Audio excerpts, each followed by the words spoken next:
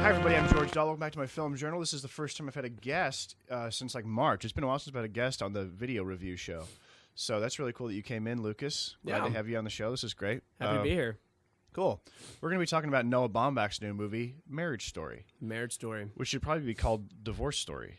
I know, but that's not interesting, is it? I don't know. I thought it was kind of interesting. I mean, especially when Ray Liotta showed up and was giving you the rundown of what it's like to get divorced, and I was like, Jesus Christ. I know. I kind of thought about it. Like, is this what divorce really is like? I mean, I don't know. I don't know. Like, to bring in Coach my Glazer. parents are not divorced. Right, neither George, are mine. I know your parents. They are also not divorced. So it's no. like we're probably not the best people to like really talk about divorce. Right. Well, I mean, I feel like I got an accurate summation of what happened, especially more just the idea that, you know, it really seemed like this was like a scathing indictment of like the sort of legal system surrounding getting divorced. Yep. Right. To where it could have been an amicable, quasi-amicable parting of ways, were it not for the lawyers coming in and escalating the tensions and like escalating like the sort of hysteria and distrust around the two people. Right.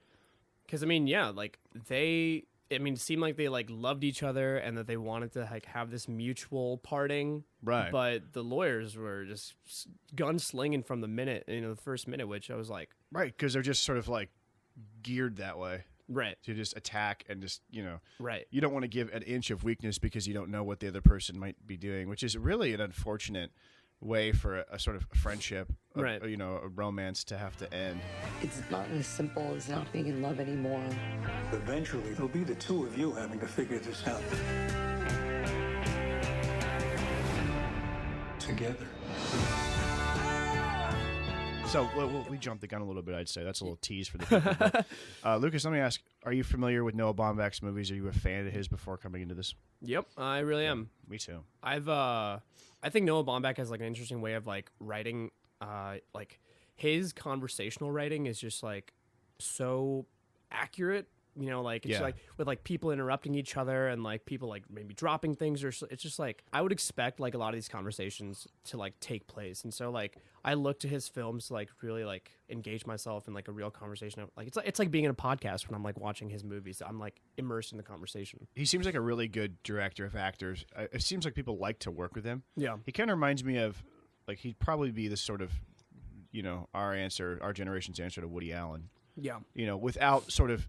Woody Allen tended to kind of oscillate sleep with 16-year-olds. That I was talking about, you know, through his film career, he tends to kind of oscillate between like wacky comedies, and like more serious fare. Yeah. Whereas Baumbach is really sort of interested in like what could potentially seem like unimportant, low-key family disagreements. Like I'm thinking like the Meyerowitz stories, where it's just like I was just thinking about that. Yeah, yeah. Which is another one that I really, really enjoyed. I really liked While We're Young too, with Ben Stiller and Naomi Watts and Kylo Ren. And I don't think I've seen that one. That one is really fun. Yeah, it's good, and it's just like it's all this drama focused around just a minor problem of like these old people who get. I mean, they're sort of middle-aged and they become friends with these young hipsters. Oh, and then it kind of like challenges their identity when like Ben Stiller wants to be hip and he has kind of this midlife crisis problem happening, and then that's we awesome. Kind of discover that maybe the millennial hipsters are not as, you know, what would be the word I would like to use? I like to pause and think of it because I can edit it, so they're not as maybe there's a little bit of an artifice there to the whole hipster lifestyle, which is interesting and a good observation. But what other movies about him have you seen in that you liked? I mean, I've seen Meyerowitz stories. There's like this other one that I've seen before, but I can't remember the name of it. He's been a contributor to a lot of Wes Anderson stuff, especially when he works with like Roman Coppola. Like I think he was a co-writer on Moonrise Kingdom. Oh, Fantastic really? Mr. Fox. Yeah. Wow. So he kind of runs around in that crew. And also the other thing I think is important to point out about what he does is he always has a very specific milieu or place or type of people that he writes about. Like dysfunctional family members? I would say well-educated, potentially Jewish, East Coast, academic types. Like in this movie, we don't get like a couple that's living in Indiana and one of them is a salesman and the mom works. Right. You know what I mean? It's like he's a theatrical director and she's an actress and they live in Brooklyn. You know, which I was kind of surprised by that because, you know, if you want your audience to like be able to like relate to the characters, like those are not the two best like professions to use for your audience to relate to your characters. That's something that I take umbrage with a lot of times in like romantic comedies where it's like the woman she's a sports producer for ESPN. You know, he is a magazine writer. You know, I mean, it's always like a very glamorous jobs. And if you're going to call something like Marriage Story, sounds like you're making a very definitive blanket statement of like, this is Marriage Story. This is what but it's like, but they're highly like glamorous academic people. You know? Yeah. I think all the characters are generally pretty unique, but they get the idea that they come from people of situations that he knows and has perceived in his life. And so I guess I'd rather have him like do something that he's an expert in rather than him like delving into the lives of a mechanic and the local grocer. I agree. Getting a divorce when he might not know much about that. You probably get into like Arthur Miller territory where you're like, I'm going to write something about the common man. You know what I mean? Like, yeah, like a sort of like 1950s like playwright. But so let me ask this question. I don't want you to go off on this one. It's a two-part question. Okay.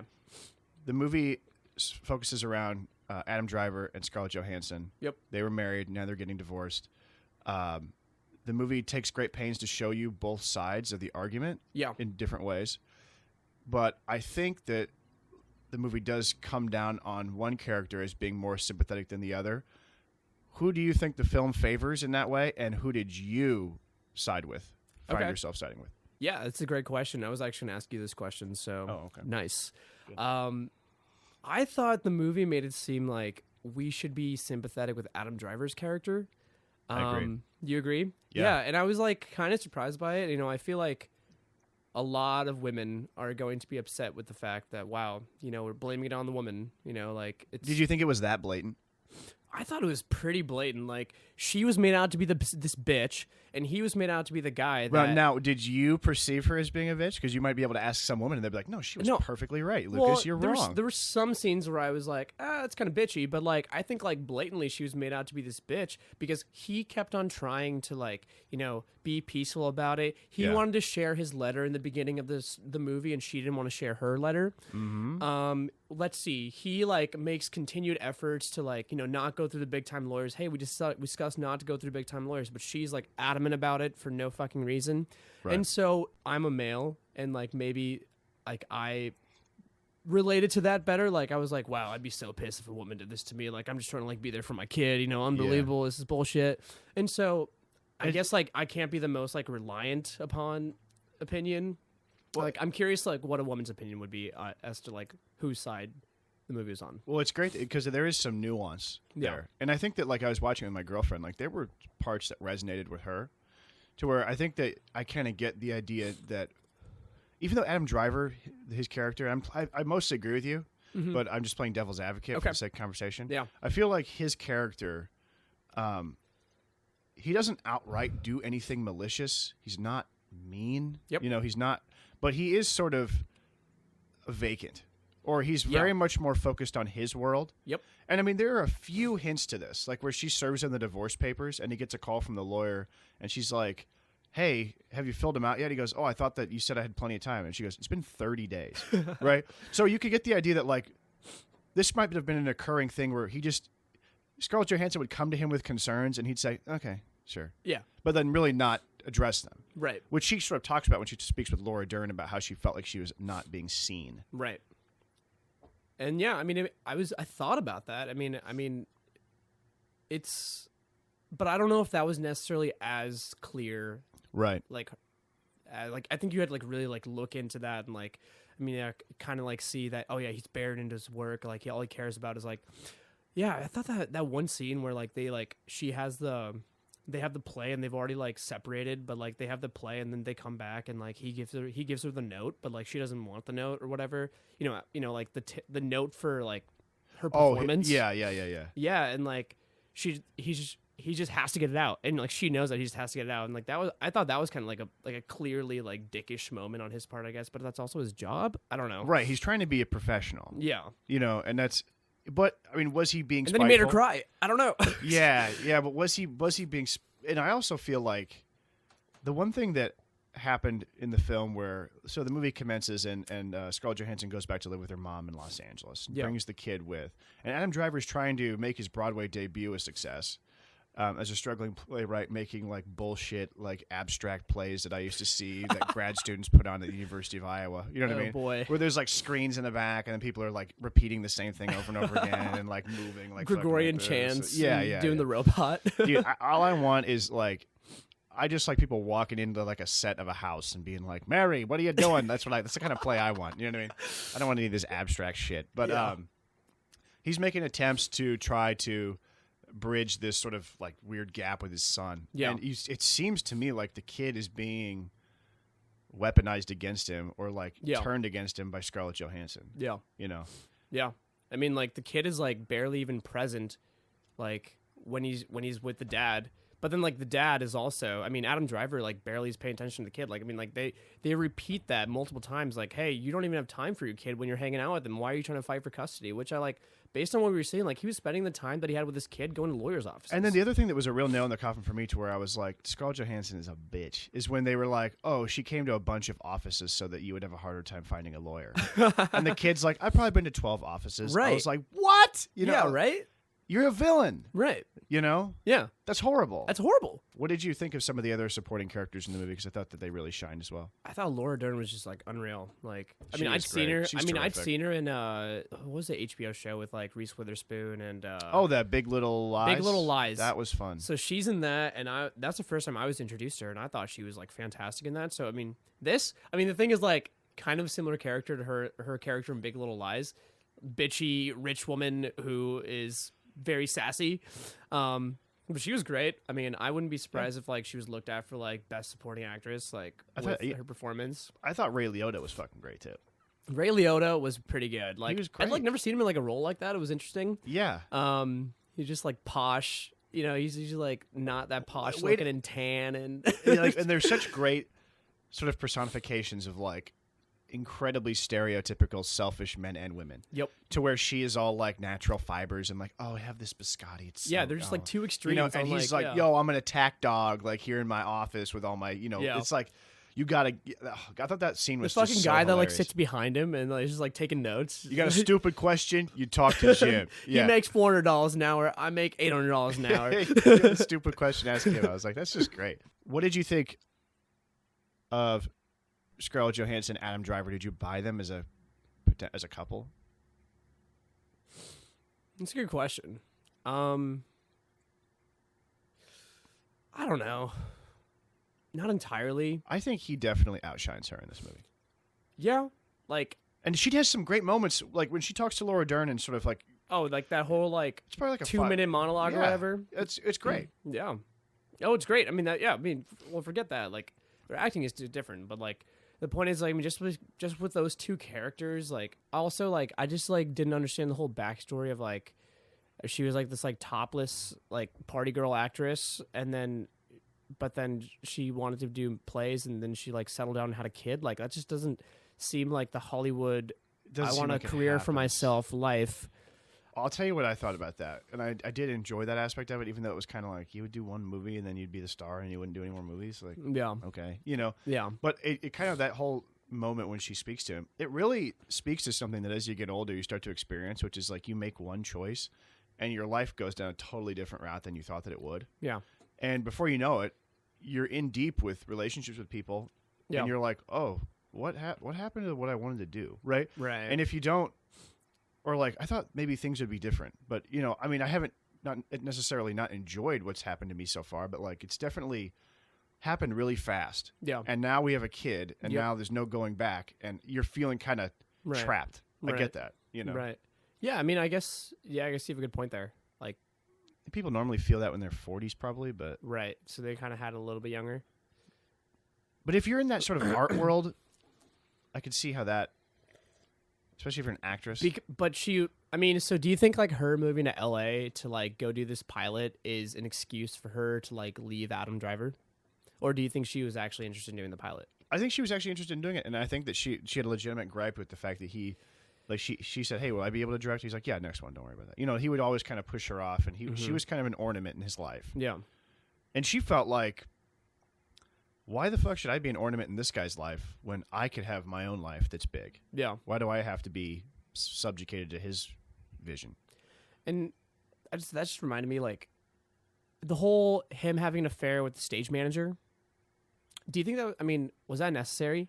Like, do you think there was enough ground to like already hate Adam Driver? Like, do you think that was just like a ploy to like try to even out the two couples? So like you had to like like, oh, you know what, he's so nice, but he did fuck the stage manager. Yeah, but it's not like he did it when she made him sleep on the couch and they were basically broken up. Yeah, Like he would have moved out had they not had a kid. right. So I was like, I mean, maybe it's kind of dubious and morally questionable. But I mean, by the way, when you're in the plays in the theater, everyone's banging everybody all the time. Yeah, That's just kind of how it is. But I don't know. That was just like, well, we have to have something that makes Adam Driver look a little worse. look a little worse. Yeah. Yeah. Because I was like, oh, I guess I'm surprised by that. Because I mean, he seems like he loves her, ScarJo. But Yeah. yeah. What did you think of their kid? And I don't mean necessarily he was a good actor or not, but I mean what his role in the movie. I mean, yeah, like, like I wasn't sure if like Adam Driver loved the kid more than the wife, because it seemed like he was fighting a harder for the kid and custody of the kid. But what was interesting was that like what started off as like them fighting for the kid turned out to become more about winning. Yep. Which, like I think like in the beginning, like Ray Liotta like kind of like alluded to that, like, this is really about like, who gets more, and like he was like, no, I don't want that. I just want, I want this to be a peaceful thing. And he's like, no, it's gonna be about who gets more. Yeah. And that's what it kind of turned out to be towards the end, which. Yep. Yeah. No, I totally agree with you. The kid becomes more of like a proxy war. A proxy war. And that's why I think the kid even had kind of a reduced role in the movie. I mean, he doesn't. The only thing he kind of does of consequence, and I thought that he was kind of annoying too. Yeah, he's pretty annoying. But I think that's true to life of what kids are like. That whole scene where the woman from the child protective services or whatever like comes and like watches them, that was an interesting scene. And it's a scene of sort of comic relief, levity, to where yeah. Adam Driver is really allowed to be human and funny. And that scene, Scarlett Johansson does not get one like that. Yeah. Yeah. Where it's an extended sequence of him doing his damnedest and having his heart in the right place. Yeah. Like when he walks away and he's listening and the kid says, my dad is great at playing with Legos, and he sort of smiles. Yeah. Sort of gratifying. It's like, yeah, maybe I am a pretty good dad. And the lengths he's willing to go to where, and I also like that too, because it's such a great window into how much context matters when you're trying to relate with other people. Yeah. Because if you're going in there and you're seeing like a hole in the wall where he hit the wall, you're thinking psycho. But it's like, okay, no, we saw the fight. We saw how it happened. We don't think he's a bad guy. Yeah. Where things that you do that seem normal and fun, I pretend to cut myself, can seem totally demented without context. Right. And that's funny. The knife thing is, I carry this knife on my keychain, which his mother got me, actually. And I do this thing for his mom where I pretend to cut myself, but I retract the blade. But I don't do it with him. Oh. That's fine. Are you okay? Yeah, I must not have retracted the blade all the way. Right. Yeah, oh, yeah, that was actually, I forgot about that. Yeah, that was really funny. He's like, yeah, I like to do this thing. Oh, fuck. And if you're looking from the outside, you're like, this guy's a fucking maniac. Yeah. Yeah, I mean, would we all, I think under the scrutiny of that, like the state coming in and deciding the fate of your parenting your child, like, I don't think anybody could come out of that looking like normal, yeah, like rational, yeah, dude. So you brought up the fight. So I don't know if you've like seen on Twitter like a lot of those like memes of like dipshits who like pretend like they know what they're talking about, saying, "Oh, my parents growing up acted better than this scene," and like shit like that. Well, they said the scene was bad. There was a lot of scrutiny on Twitter by like wannabes saying that it was like a horrible scene, and so I'm curious about your take. I thought it was a fantastic scene. I could see how people would think that it is over the top, and to where I think the criticism would come from people saying, look, Hollywood has a jaundiced view of marriage. Most people's marriages, maybe their lives of quiet desperation, but like for the most part, they're pretty amiable. They get along. They don't have these dramatic, freak out fights. Right. And that you're going to call something Marriage Story and say this is the definitive story of what it's like to be married, and it's like this big dramatic, like huge blowout, and people are like, yeah, maybe that's just Hollywood license. And but I thought the scene was incredibly effective. I thought the scene was effective. I thought it was great. I love this scene because it started off with them both having a mutual goal of having a conversation, like a civil, peaceful conversation, and it was a natural progression. I felt like into like what ended up being like this blowout, like yelling fight, and like a lot of the scrutiny was that, oh my gosh, they're not acting, they're just yelling, but. I mean, do you think you could just out of nowhere just like start yelling and like create that kind of emotion? Is that what they said, that it was just? Come on. On. So many people on Twitter, and obviously they're fucking like Twitter trolls that don't have a clue about acting or like film in general. So I'm like, I'm not gonna like try to like argue with these guys, kind of like how you do with all like the the political pundits on Twitter. Yeah, this conversation for another day. Sure, but no, I get what you're saying. I think when people are confronted with. I think especially if you're an aspiring filmmaker and you see a movie like this and you're young, you might get anxiety because you're like, I could never make something like this. Yeah. I don't have enough nuance or life experience to craft a story that's like this. Right. All that I'm doing is trying to make a fucking fantasy trilogy. You know what I mean? Like, right? Like that's all I've got. Right. Yeah. And when you get older, it starts to become easier. You can start to see yourself. Maybe I could make a family drama movie. You know, I could do that. That would be funny and engaging and stuff. Right. And I think if you are. I mean, I wouldn't know who the film Twitter I kind of get, but sometimes I don't. Yeah. So I think people tend to try to be reactionary and contrarian a lot. Yeah. I mean, I just thought it was like such a good movie, and I couldn't believe that people. I mean, I wouldn't like, I guess, state my opinion on something that I don't really know about. Like, unless you're like a hardcore actor that you're studying at Juilliard or something. Like, I don't want to hear your opinion about the acting of like Adam Driver and Scarlett Johansson. I felt repulsed when you touched me. You're a slob. I made all the beds, closed all the cabinets, took care of you like an infant. Makes me want to peel my skin off. You'll never be happy. And now lay her anywhere. You think you found some better opposite guy than me, and in a few years, you rebel against him because you need to have your voice. But you don't want a voice. You just want to fucking complain about not having a voice. I think about being married to you, and that woman is a stranger to me. I mean, we had a child's marriage. I think critiquing acting is very tough. Yeah. Because either it kind of works or it doesn't. And if you don't have a vocabulary to describe and articulate why it doesn't work, then you're just like, oh, I didn't believe it. I knew they were acting. You know, it's like, okay. Yeah, no shit, bro. I mean, fair. I mean, it's great when you can watch a movie and you can be totally sucked in. Right. And you don't think about, wow, Scarlett Johansson's really good. Because I wonder that sometimes. Like, you know, when she did that sequence in Laura Dern's apartment, you're kind of like, wow, this is impressive. Like, this is long. She's doing a great job, you know, crying. Crying is not easy to do on It's command. really not. You know, it's not easy. But this is a critique that people have had of, like, Meryl Streep. Is they're like, if you're watching a performance and you're constantly thinking that, and I said it to Taylor, I was like, she's really good. Like, should I be thinking that during the scene? Right. Whereas Adam Driver, or should you be so immersed that you shouldn't even have to think about that? I didn't think about that with Adam Driver because he kind of has a Robert Redford-esque ability to be very subtle. Yeah. And he almost to the point where you might be like, well, he's not really acting as good as her because he's not like having a big blowout, right? But he's still incredibly compelling. Just because, I mean, one of the most unlikely leading men, if you showed me a picture of that guy, I'd be like, I don't know. This guy. Yeah.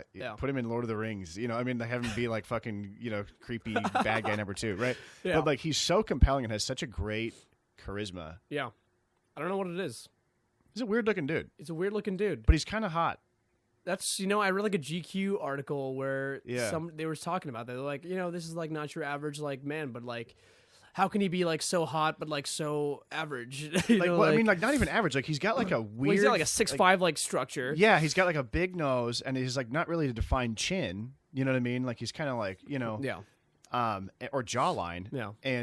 But like you go on Twitter, like on Star Wars Twitter, especially, all these girls like, oh, I can't wait for him, Ray to get together. Like, oh, so what I do is I find what they call it Raylo, and if you're a Raylo, you're a fan girl who wants them to get together. Oh, geez. And they draw all these like fan art of them making out and like getting married and like, you know, all this shit. But no, I mean he's got a real charisma to him. You don't necessarily see the wheels turning. This is one of his better roles, I thought. Yeah, I think so. Like, this is like one of those roles where like you could really see his acting ability. Like Black Klansman, like it was more of an action movie, and I wasn't really like that crazy impressed. I forgot he was in that. Isn't that something? You know, I mean, it's not saying anything about him, but it's like kind of like the wonkiness of the movie to where I don't think they used his character in a good way. Yeah, I didn't like any of the characters in that movie, and I think that movie was a total failure. Did you hate it that much? I didn't like the ending. I didn't like the ending, but I just hated like everything that made up that movie. It's a weird movie. It's a weird movie because it's like he has to be on the phone, and he's one guy, and then they like. I just have a lot of issues with like the characters and the story, but we're not going to get into that. Sure. As Mr. Eastling would say, I digress. Okay. I want to ask you about the ending. Okay. The not like the scene where they like she ties her shoe. She ties the shoe, which is nice. I mean, that was a heartwarming scene. But like when he like finds the letter that she had written to him, that was wonderful. Oh my God, I almost shed a tear. And he's crying in that moment, and it's you're not thinking about his acting. Yeah, I'm not thinking about his acting. I'm just thinking, holy shit, this is like so good. Because you're so in the moment of the story, you're like, oh, he finally gets to hear. Yeah. What she finally really gets to hear. Yeah, it was like a nice like full circle ending. It's like only if they talked it over. Wait, it's what? Like only if they had talked it over. Oh, if only they would never have gotten. And why do you think? Why was she so adamant about getting a lawyer involved in the first place? I don't know. Like, did they explain that at all? Like, I think that she might have come I don't from think a the place of powerlessness. Because that might be it. She's like, I gotta assert some dominance here. Yeah. Because who gives her like Laura Dern's like, contact? I think it's her mom, right? Is it the mom? Because then the mom's like, also, is she Two-Faced or does she actually like Adam Driver? I think when you're a family member in that situation and you like Adam Driver a lot, but you still have to support your child. Yeah. Like the family seemed very conflicted about the whole thing. Dude, I thought that sister was hilarious and I wish she was in it more. Yeah, she was great. She was that scene where like she's like trying to figure out like how to deliver the divorce papers was hilarious. Yeah, and the whole movie is populated with fun little people. Like Wallace Shawn's character. Wait, who's that? He's the guy. He's in a lot of stuff. He was the voice of the T-Rex in Toy Story. He's a little bald guy, and he was the dude that kept talking. Back in my day, when we did plays, everyone was having sex all the time. Oh yeah, I had a full head of hair, and like that guy. Okay. He's like the guy trying to relive his like Broadway glory days and stuff. Yeah, okay. That was was just little fun. That's great for your movie. It makes your world feel real. Right. Yep. And then great. I'm glad you love that scene because I love that scene too. It was just like heart wrenching just watching it. But then what was more heart wrenching? Adam Driver's like scene in the bar when he sings. My God, what's great because I kind of like those old show tunes. I don't know what that song's from. It's like apparently I like looked it up and it was like some like famous old song. Because I love when he was doing like the two characters. Mm-hmm. Yeah, it was. Oh, dude, acting. Always be there, as frightened as you, to help us survive. Being alive, being alive, being alive.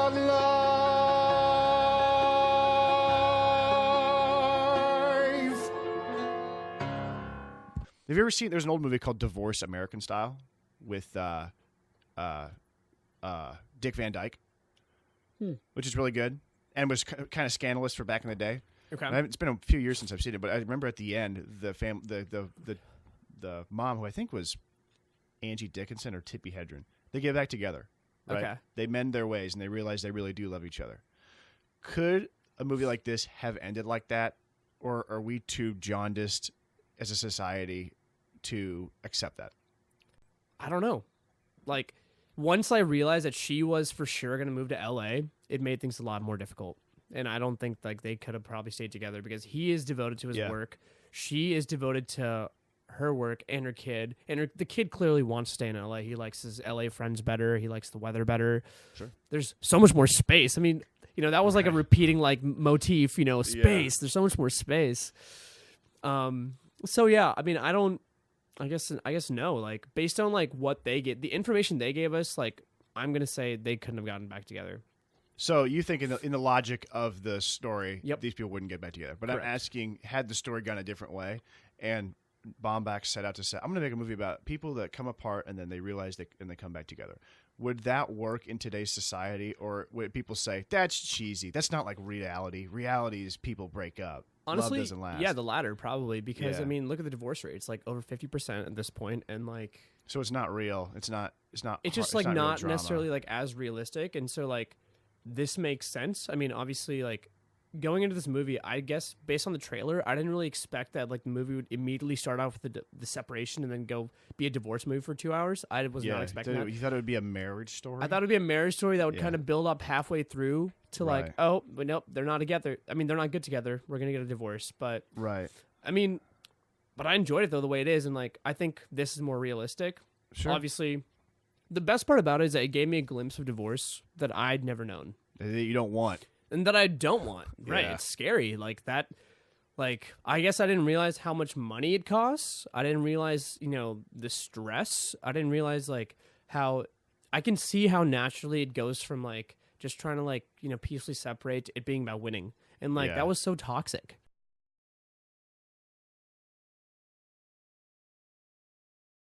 My last thought is that, you know, I was fully immersed in the movie, and it's like rare where you're watching a movie and you like don't want to check your phone or like respond to that text.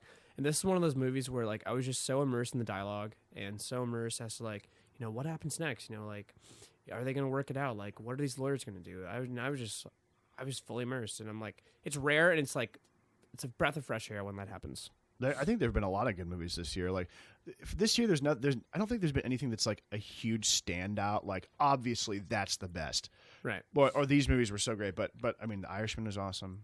I thought The Report with Adam Driver was really good too, and similar. I need to see it. I want to. More procedural, but it was good. And this one also really, really great, really watchable, and we have more easy access to great films than ever before. Right now, right. So things are looking up for cinema. Yeah. Well, thanks, George. Thanks, Lucas. This has been awesome. Wow. Hopefully people give a shit about us. Yeah, I'm glad you liked it. Thanks for coming on the show. Let's do it again. Thanks, man.